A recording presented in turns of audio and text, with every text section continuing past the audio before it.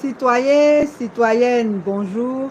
Nous sommes aujourd'hui le mardi 29 avril 2025 et nous sommes très heureux d'être en votre compagnie. Vous êtes sur la chaîne de la vérité. Nous, c'est Alternative Citoyenne Ivoirienne, une plateforme de la société civile qui se fait fort de vous donner l'actualité hebdomadaire en Côte d'Ivoire. Voilà. Mettez des cœurs et partagez parce que nous ne reviendrons pas sur cette recommandation. Mettez des cœurs et partagez. Voilà. Nous allons commencer par un yako. Un yako à toutes les familles qui ont été endeuillées par les divers accidents qu'ont rencontrés les enfants qui étaient allés prier pendant le lundi de Pâques. On a eu le cas de Tiaha à Dabou, le cas d'Agboville et même à Bundiali, la foudre a frappé 6 enfants dont 3 sont morts sur le coup. En tout cas, toutes nos condoléances à tous les parents et vraiment, il faut veiller à prendre des dispositions pour la sécurité des enfants quand ils doivent se déplacer. Sur l'eau, là, vraiment, si les embarcations ne sont pas sûres, il vaut mieux ne pas prendre le risque et faire le tour. Si c'est forcément par l'eau, alors il faut en tout cas prendre toutes les mesures de sécurité. Voilà. En tout cas, il y a quoi encore aux parents et puis on espère que ce genre de drame ne se reproduiront plus. Voilà. On va tout de suite commencer avec le problème des enseignants. Vous savez que depuis octobre 2024, il y avait une grève qui avait été lancée par des enseignants. Il y a eu des négociations. On leur a fait des promesses qui n'ont pas été tenues. Et finalement, en avril 2025, ils ont été amenés à faire la grève après avoir bien évidemment déposé un préavis de grève. Vous avez aussi vu que suite au dépôt de ce préavis de grève, il y a eu des agressions physiques des enseignants. Il y a même un qui a été arrêté et condamné à 2 ans de prison. Et donc, aujourd'hui, ou du moins hier, il y a eu une rencontre avec les ministères concernés, notamment le ministre en charge de la fonction publique, de l'éducation nationale, de l'enseignement technique et professionnel. Et donc, à l'issue de cette rencontre, il y a 5 résolutions qui ont été prises que nous allons partager avec vous maintenant en espérant qu'elles seront respectées. Donc, on va dire les négociations ont porté sur le reversement des parties des salaires qui ont été ponctionnés. Les comptes des principaux signataires l'avis de grève ont été bloqués, les salaires ont été suspendus et pour les enseignants, pour 6 jours de grève, il y en a qui se sont vus complètement dépouillés de leur salaire. Le minimum, c'est le tiers du salaire, ce qui n'est pas normal parce qu'il y a une proportion qu'on doit respecter par rapport au nombre de jours qui ont été objet de grève. Donc, voilà l'un des sujets qui ont été discutés. Il y a aussi la libération de Assis Dugari qui a été condamné à 2 ans de prison. Donc, à l'issue des échanges, il y a eu 5 résolutions que nous allons vous lire et nous allons aussi les commenter. Le premier point, c'est l'adhésion pleine et entière des parties au thème du protocole d'accord de trêve sociale de 2022-2027 afin de garantir un climat social apaisé propice au bon déroulement de l'année scolaire. Pour ceux qui ne le savent pas, en 2017, il y a eu une très grave crise qui a entraîné la signature d'une trêve sociale pour 5 ans, donc de 2017 à 2022. Et en 2022, une autre trêve a encore été signée. La trêve suppose qu'il y ait un bon dialogue entre le gouvernement et les partenaires sociaux, notamment les syndicats, de sorte à éviter qu'il y ait des grèves et que tout se règle par le dialogue. Mais comme vous pouvez le constater, malgré la signature de ces trêves-là, il y a des syndicats qui sont entrés en grève tout simplement parce que ce n'est pas à cause de la trêve sociale que le gouvernement va se permettre aussi de les mener en bateau et de ne pas respecter les engagements pris. Parce que quand on fait un dialogue, il y a des résolutions qu'il faut respecter. Et c'est parce que tout ça n'est pas respecté que les gens sont quand même entrés en grève. Donc, ils ont tenu à réaffirmer leur engagement à travers la trêve sociale de 2022-2027.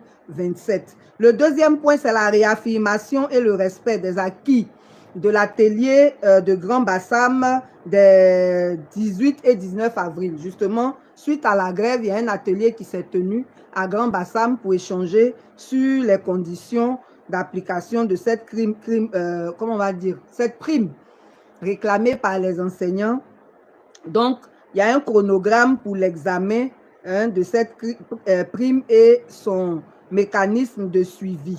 Bon, on verra bien ce qui va se passer après ce séminaire. Troisièmement, l'organisation de cours de rattrapage. Il faut dire que dès la reprise, il y a des enseignants qui ont déjà commencé avec ces cours de rattrapage parce que justement, ils sont consciencieux et ils savent très bien que la grève a eu un impact négatif sur l'exécution du programme scolaire.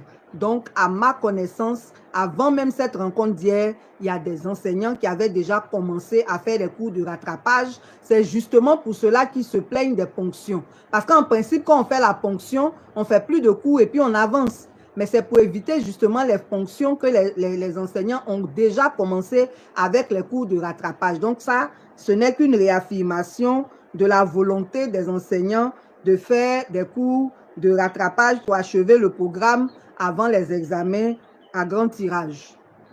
Donc, le quatrième point, c'est le respect du principe de la séparation des pouvoirs exécutifs et judiciaires dans le dossier de M. Ghislain Assy. Justement, quand ça les arrange, ils brandissent le principe de séparation des pouvoirs et quand ça ne les arrange pas, eux-mêmes, ils empiètent sur le pouvoir judiciaire. Il y a eu des légions de cas, on ne va pas revenir dessus, mais on ne comprend pas cet empressement. D'abord même, pourquoi arrêter Assy Dugarry? Puisque ce n'est pas lui qui est le meneur de la grève, il n'était que l'un des communicateurs. On laisse les meneurs, c'est lui qu'on prend et on s'empresse même de le juger pour lui donner 2 ans de prison. Donc normalement, ce n'est pas évident qu'il n'y ait pas eu d'interférence entre l'exécutif et le judiciaire dans son affaire. Donc, pour le libérer là aussi, je pense que l'exécutif peut faire ce qu'il a l'habitude de faire pour aider le judiciaire à le libérer. Donc, il ne faut pas qu'on distraille les gens. On n'a qu'à libérer Assy Dugarry. Il n'a rien fait de plus que les autres qui sont en liberté. Ou alors on arrête tout le monde, ou alors on le libère. Ce n'est pas un débat, voilà. C'est ce qui serait juste si on est vraiment dans un état dit de droit. Ensuite, l'engagement du gouvernement à examiner avec bienveillance le plaidoyer pour la levée des mesures pécuniaires à l'encontre des enseignants. Voilà, sur la base du respect des organisations syndicales de tous les engagements susmentionnés. Ça fait un peu chantage. Ça veut dire que si tout ce qui a été dit au point 4 n'est pas respecté, on ne va pas reverser cet argent. Vous voyez, ça fait chantage. Comme je vous ai dit, les gens ont déjà commencé avec les cours de rattrapage. Il ne faut pas qu'on fasse comme si les enseignants avaient commis un crime. Le droit syndical est constitutionnel, le droit de grève également. Dans l'article 17 de la Constitution, ce sont des droits qui sont garantis. Donc, il ne faut pas qu'on fasse comme si ils ont fait quelque chose qui serait tellement grave qu'on ne peut pas reverser leur ponction. Et puis, à propos de ponction, ce n'est pas la première fois. Hein. En 2019, il y a eu déjà des ponctions sur les salaires des enseignants parce qu'ils ont fait la grève. Et ça n'a jamais été reversé malgré les promesses de reversement. En 2024, quand en octobre ils ont fait la grève, il y a eu encore des ponctions qui n'ont jamais été reversées. Donc cette année-là, ils n'ont qu'à reverser. Ça ne devait même pas être sous condition. Ça devait être sans condition. Il faut que les enseignants soient vigilants sur ce point-là. Parce que toujours ils promettent, ils ne reversent pas. Donc quand on vous fait les mêmes promesses, là, vous aussi réagissez un peu. Voilà, là maintenant on dit c'est sous condition du respect d'en haut. Comme si eux-mêmes là, ils étaient prompts à respecter leurs engagements. Donc vraiment, on veut appeler les enseignants à la vigilance dans le respect de tous ces engagements-là pour qu'ils ne continuent pas d'être lésés. Voilà. On va continuer avec nos sujets. On va parler des sapeurs-pompiers civils. Vous devez savoir qu'il y a les sapeurs-pompiers militaires et puis il y a les sapeurs-pompiers civils. Les sapeurs-pompiers civils, c'est un corps qui a été créé après la crise de 2010 et c'est des gens qui ne sont pas bien traités. On a plusieurs fois parlé d'eux pour les risques qu'ils prennent dans le cadre de leur travail. Ils sont mal équipés et ils ne bénéficient pas de toutes les primes auxquelles ils devraient avoir droit. Donc, ils sont gérés par l'Office national de la protection civile et la 19e promotion s'est plainte à nous pour deux raisons. La première raison, c'est que depuis 2019 que cette promotion a passé son concours. C'est à partir de mars 2021 qu'elle a été intégrée à la fonction publique. Il y en a qui jusqu'à présent n'ont pas d'équipement. Quand on parlait d'eux avant, là, on vous disait qu'il y en a qui ont équipement, mais on ne remplace pas. Si c'est gâté, c'est gâté. Si c'est abîmé, c'est abîmé. Excusez-moi. Sauf si... Donne-moi un peu d'eau, s'il te plaît. Sauf si les agents eux-mêmes se rééquipent. Ce qui n'est pas normal. C'est l'État qui doit les équiper. Donc, parce que certains, dans cette promotion de 2019, là, n'ont pas de tenue, ils sont à la maison, ils ne travaillent pas. Ce qui n'est pas normal.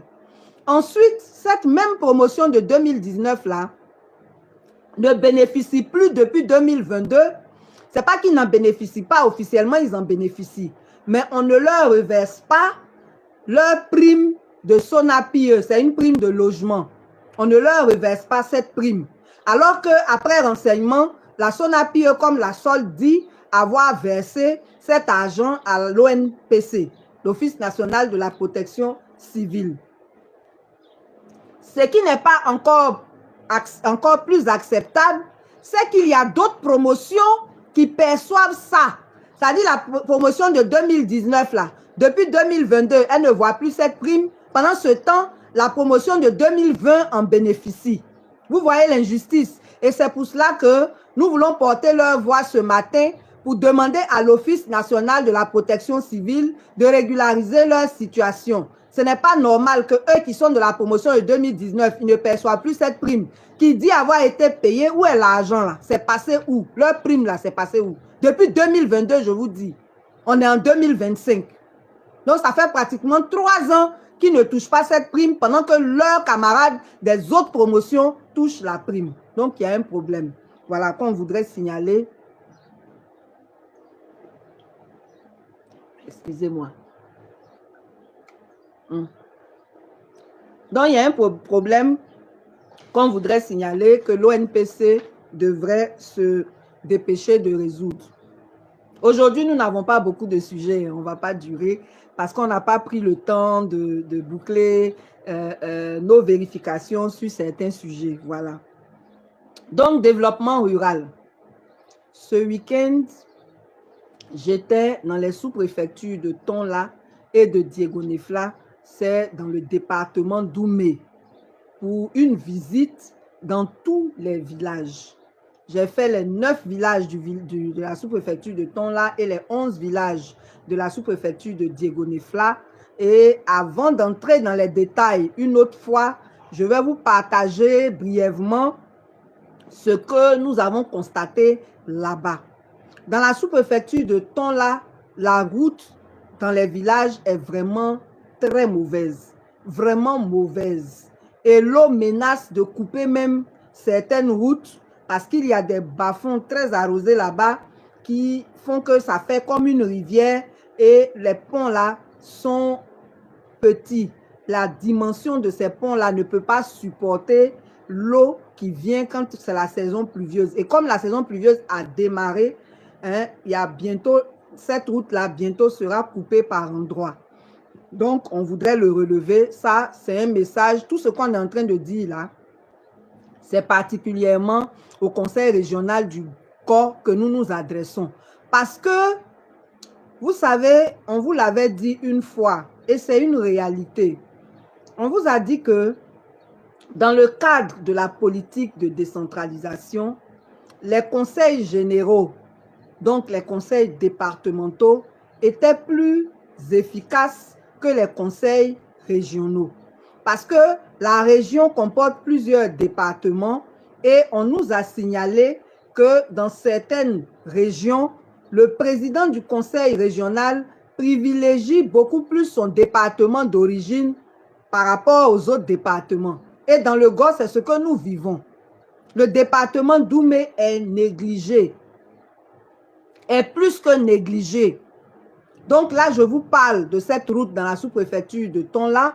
Je vous dis aussi qu'il n'y a pas d'eau potable là-bas. Il y a un véritable problème. Les châteaux ont tari. Il y a des villages qui n'ont jamais eu de château, mais là où il y a des châteaux, l'eau a tari et les populations sont obligées de boire l'eau de pluie ou l'eau de marigot. Ils ont vraiment des difficultés. Et comme nous savons tous que l'eau, c'est la santé, on veut interpeller le conseil régional du Gor sur cette situation qui est généralisée dans les deux sous-préfectures de Tonla et de Diegonefla. Voilà, on le signale. Il y a un problème d'eau potable là-bas. Il y a aussi un problème au niveau de la santé. Évidemment, il y a des villages qui n'ont pas de centre de santé, qui doivent aller dans d'autres villages alors que les routes ne sont pas bonnes. Mais même là où il y a des centres de santé, les agents de santé commettent des abus sur les populations. Au niveau national, on a annoncé la gratuité pour les femmes enceintes et pour les enfants de 0 à 5 ans. Ça ne s'applique pas là-bas. Si tu n'as pas 10 000, 15 000 ou 17 000, tu ne dois pas aller à l'hôpital. Il y a un village même où on nous a dit que 17 000 là, c'est standard. Ça dit, quel que soit ce dont tu souffres, il faut avoir 17 000 avant d'arriver là-bas. Parce que les médicaments sont chers. Et la pharmacie de l'hôpital pratique les mêmes prix que la pharmacie privée. Du coup, les gens sont coincés. Alors que ce sont des zones où il y a de gros problèmes. On va en arriver tout à l'heure qui font que la cherté de la vie est exacerbée là-bas. Le gros problème, c'est lequel? C'est le problème du cacao. Dans la sous-préfecture de Tonla, il y a une maladie qui s'appelle le swollen shoot qui a décimé des plantations. Donc, vous imaginez quelqu'un qui faisait des sacs ou des tonnes de cacao qui se retrouve avec des cuvettes de cacao parce que sa plantation est décimée par cette maladie. Mais évidemment, ses revenus aussi en pâtiront. Et si ses revenus en pâtissent, comment il va faire pour scolariser ses enfants? Comment il va faire pour s'occuper de sa famille? Ce qui fait que les paysans dans la sous-préfecture de Tonla ont de gros problèmes. Et tenez-vous bien, le kilo de riz là-bas est plus cher même qu'en ville. Là-bas, le kilo de riz est à 700 francs. Vous savez que quand les produits partent d'Abidjan pour l'intérieur du pays, ça devient plus cher. Donc, heureusement qu'en milieu rural, avec la culture, des cultures vivrières, on réduit quand même un peu les coûts. Mais pour tout ce qui est importé, les choses sont beaucoup plus chères. Et donc, la cherté de la vie est très, très grave là-bas dans ces zones, surtout dans la sous-préfecture de Tonla, où le swollen shoot a décimé les plantations des gens. Donc, vraiment, on leur dit, Yako, il y a des villages aussi qui ont besoin d'extension de leur réseau électrique. Et nous en avons parlé aussi. Ça, c'est quand même un peu général. Partout où les villages se sont agrandis, l'extension du réseau électrique est nécessaire. Donc, globalement, voilà un peu ce que nous avons vu là-bas. Nous disons Yako à toutes ces populations et nous interpellons le conseil régional du Gor de s'occuper aussi du département d'Oumé et des sous-préfectures d'Oumé parce que l'argent qu'on donne au Gor, là, c'est pour tout le monde. Ce n'est pas pour la région de Gagnoa seulement. Je ne sais même pas s'ils font quelque chose là-bas. Je n'ai pas vérifié. Mais en tout cas, chez nous, à Oumé, là, on ne fait rien là-bas. Donc, on veut les interpeller. Il y a des écoles aussi qui sont délabrées.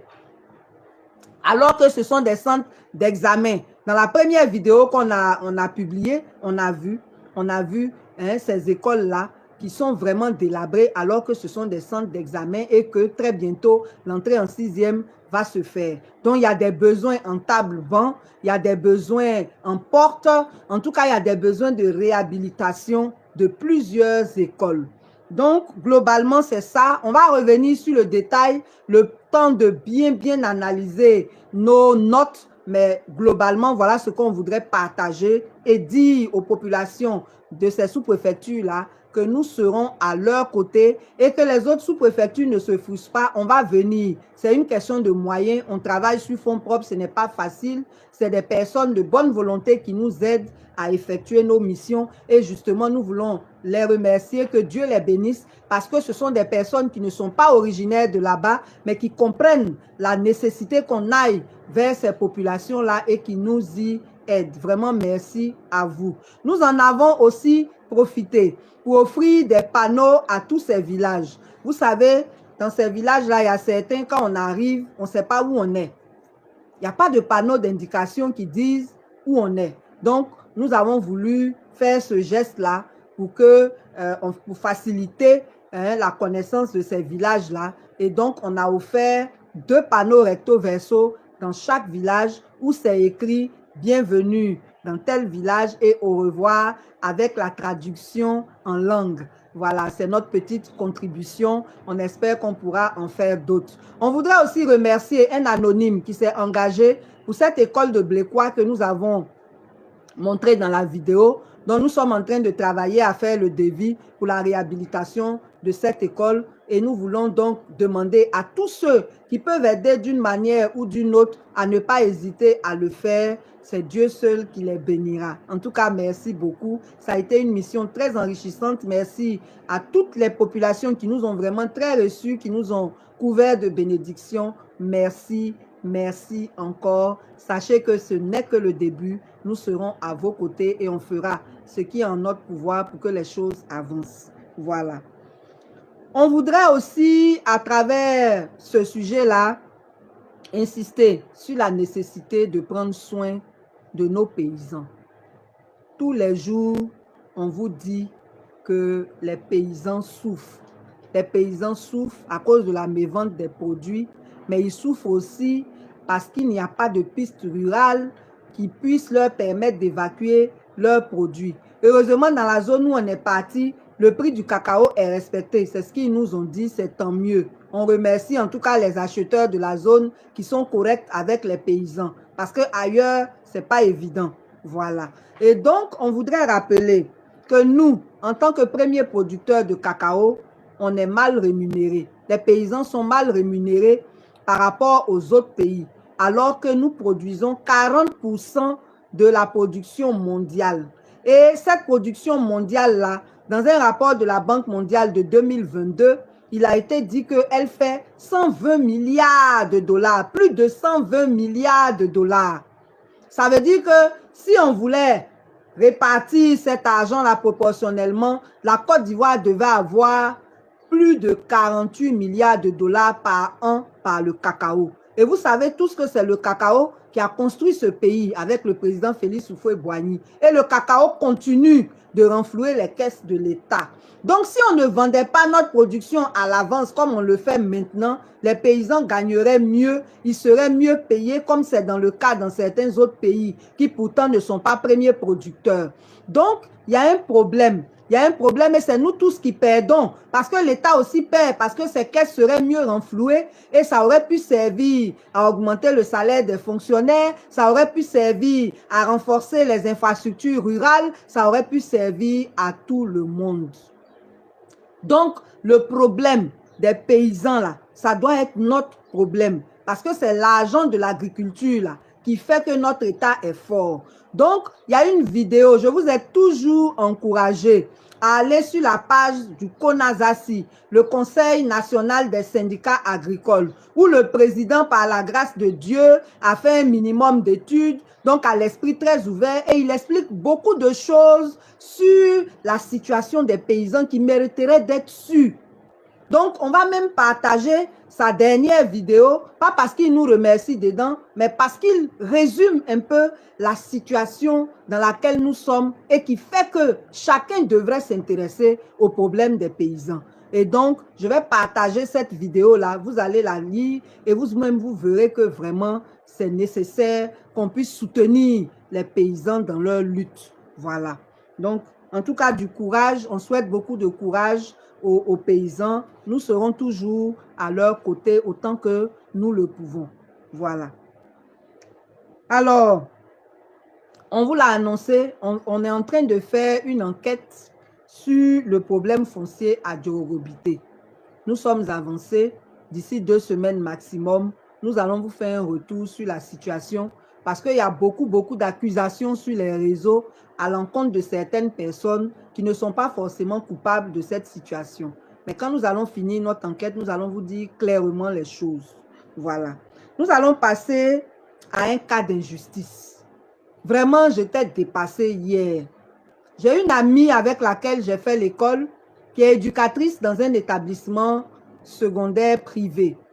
Et vous savez tous comment les enseignants et les éducateurs, le personnel de l'éducation du privé sont traités. Ils n'ont pas de bon salaire, certains n'ont même pas le SMIC, ne sont pas déclarés à la CNPS, encore moins avoir une assurance maladie.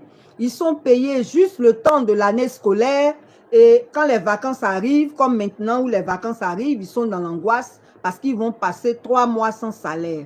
C'est comme ça en général. Et nous avons dit, mettez les cœurs s'il vous plaît, on nous dit que l'émission est attaquée.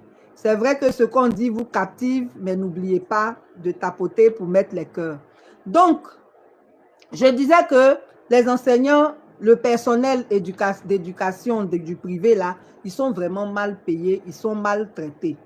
Donc, j'ai une amie qui travaille dans un établissement secondaire privé qui, justement, à cause des difficultés, a pris un crédit auprès de Orange Bank.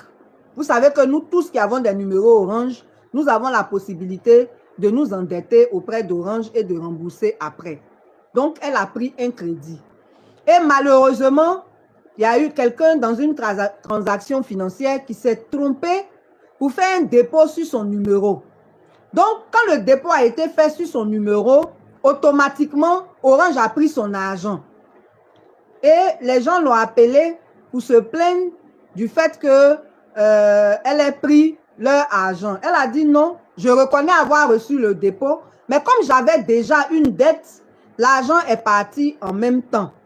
Donc, ils ont demandé qu'elle rembourse. Elle a dit qu'ils ont des difficultés financières. C'est la raison pour laquelle elle a pris cette dette. Elle n'a pas les moyens de rembourser maintenant. Et donc, ils s'en vont prendre une convocation au commissariat. Le commissaire la convoque. Elle se rend là-bas, on l'auditionne et puis après on lui donne le PV à lire. Elle lit le PV, en objet c'est marqué abus de confiance. Elle dit mais non, il ne s'agit pas d'un abus de confiance. Tout le monde sait ce que c'est qu'un abus de confiance. L'abus de confiance, c'est le fait de traiter avec quelqu'un et cette personne-là ne respecte pas les termes de ce qu'on s'est dit. Et donc, ça devient un abus de confiance. Ou bien la personne garde votre argent et puis elle a bouffé cet argent, c'est un abus de confiance. Donc, il y a plusieurs cas de figure, mais celui-là ne figure pas dans la catégorie des abus de confiance. Donc, elle refuse de signer le PV. Le commissaire lui met la pression. Il dit que c'est son patron qui lui a demandé de mettre ça comme ça. Même si ton patron t'a dit là, quand toi-même tu regardes là, est-ce que c'est abus de confiance? Et puis là, séance tenante, on appelle le procureur. Je ne sais pas si ce procureur-là, il s'ennuie.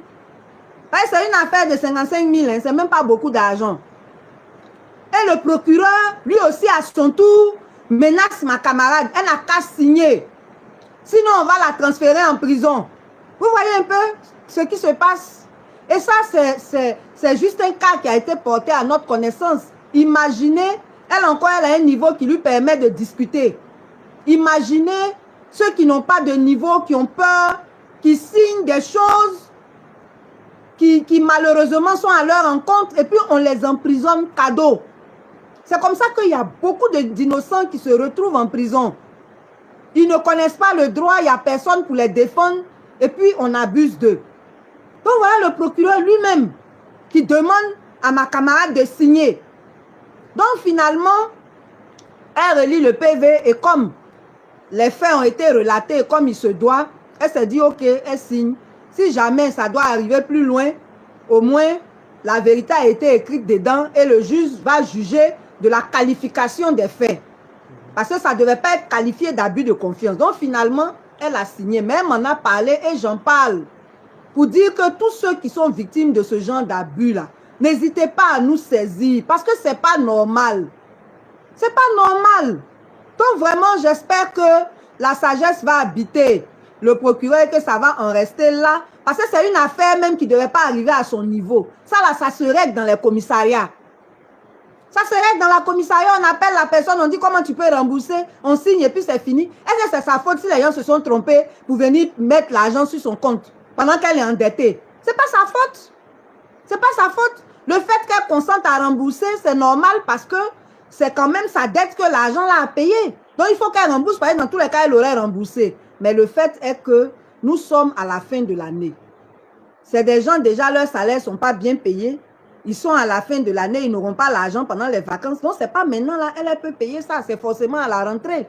Ça aussi, il faut pouvoir le comprendre. Donc, j'espère que monsieur le commissaire va trouver un arrangement avec les plaignants pour que des modalités de remboursement soient trouvées et que ça n'aille pas plus loin parce que franchement, ça ne vaut pas la peine d'aller plus loin. Le procureur n'aurait même pas dû être mêlé à cette affaire.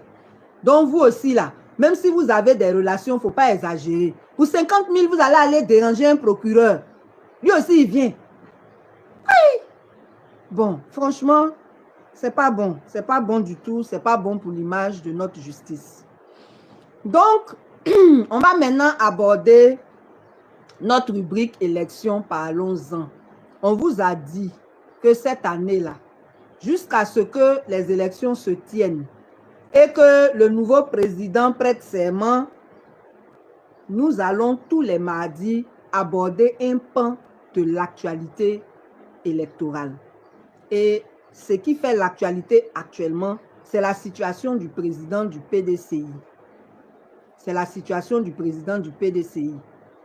Vous savez déjà que le président Laurent Gbagbo n'est pas sur la liste électorale, contrairement à l'arrêt que la Cour africaine des droits de l'homme et des peuples a pris après son acquittement à la CPI pour être inscrit sur la liste électorale.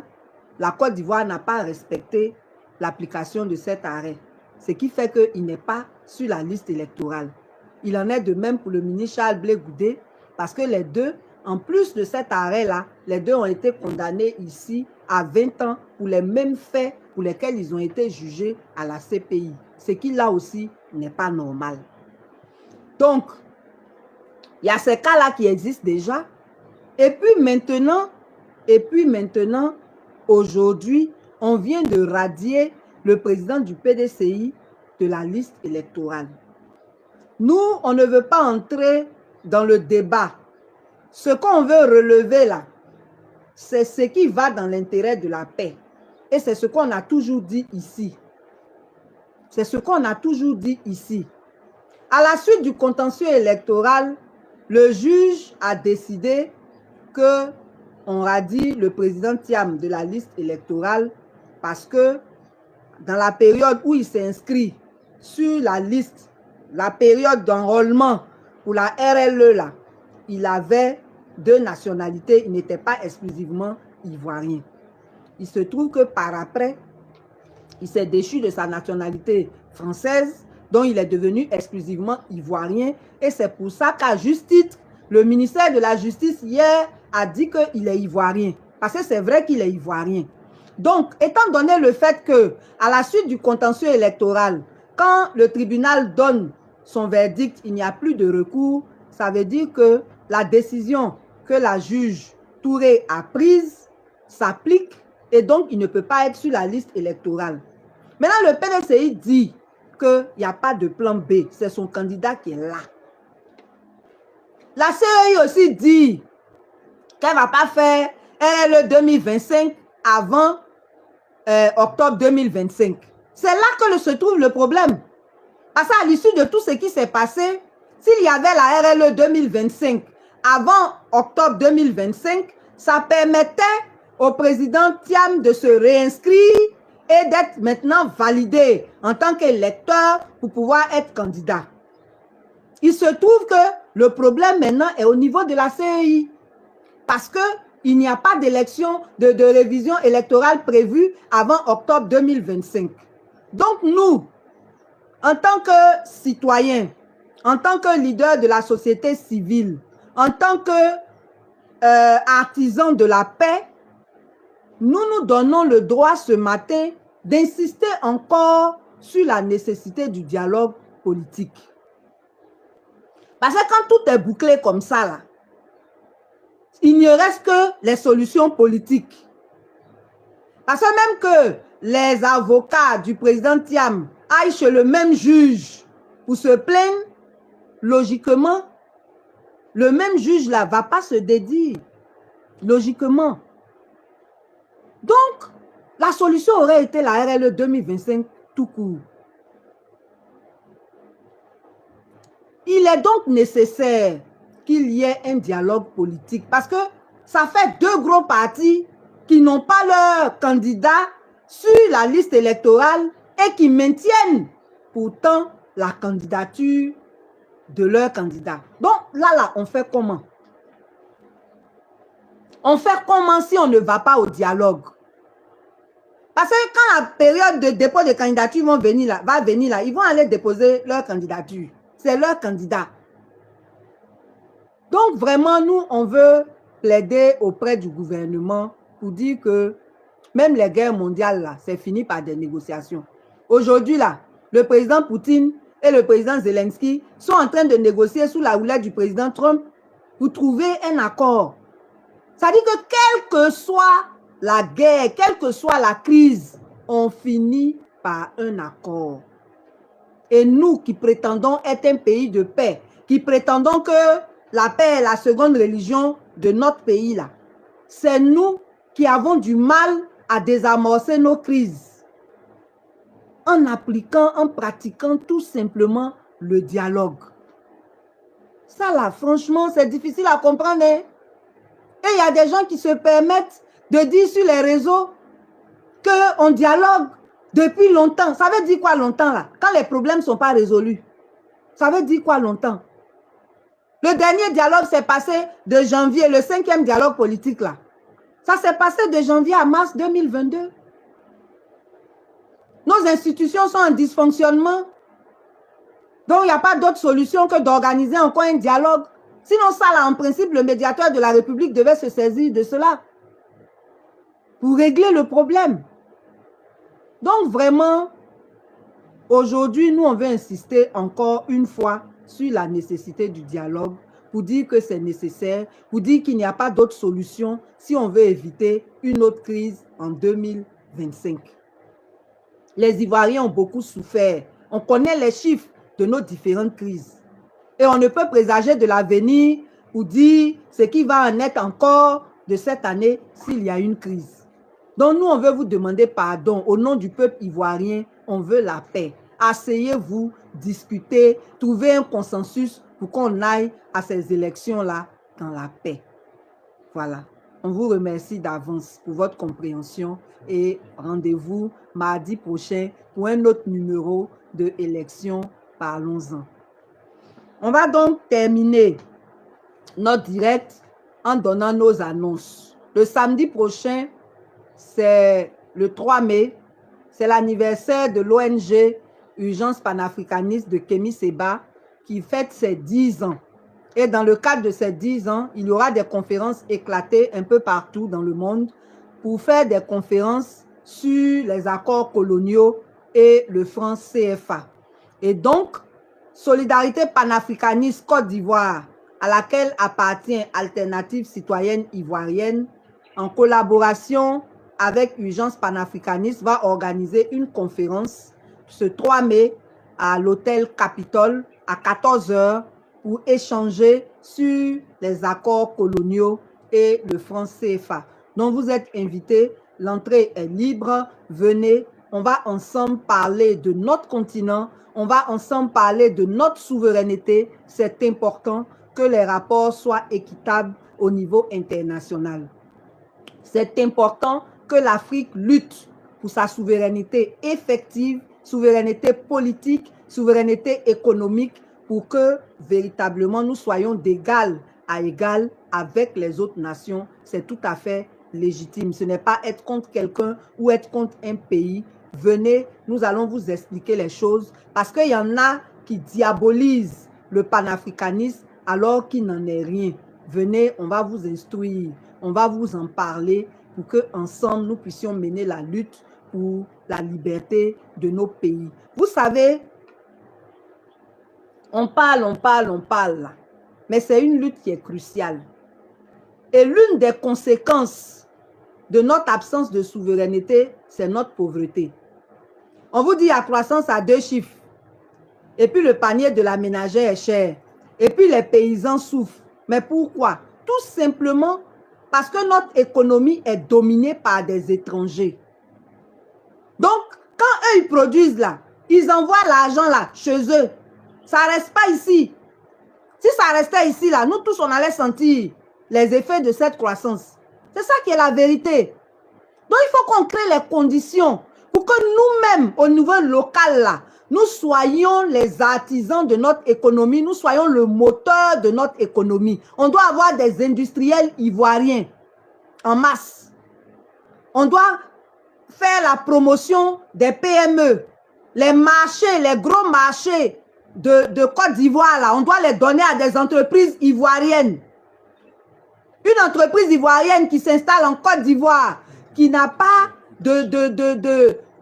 comment on va dire ça, comment on appelle ça, de toute entreprise étrangère qui vient s'installer en Côte d'Ivoire, qui n'a pas de partenariat, qui n'est pas en collaboration, qui n'est pas en il y a un mot que je cherche, mais qui n'est pas, qui n'a pas d'action dans son entreprise détenue par des entreprises ivoiriennes, ne devrait pas prospérer ici. Ça là, c'est pas être contre les étrangers. On dit venez, mais travaillez avec nous.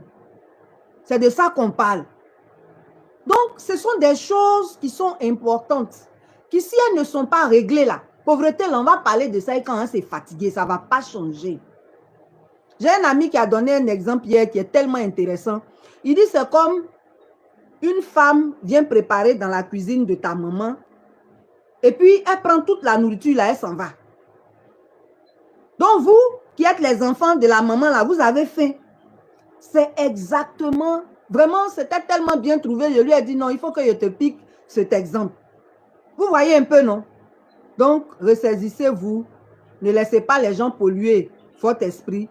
C'est important qu'en tant qu'Africain, on lutte pour l'Afrique sans être contre les autres, mais c'est juste de régulariser les relations, de les rendre équitables, de faire en sorte que l'Afrique ne perde pas dans l'exploitation de ses propres ressources. C'est tout.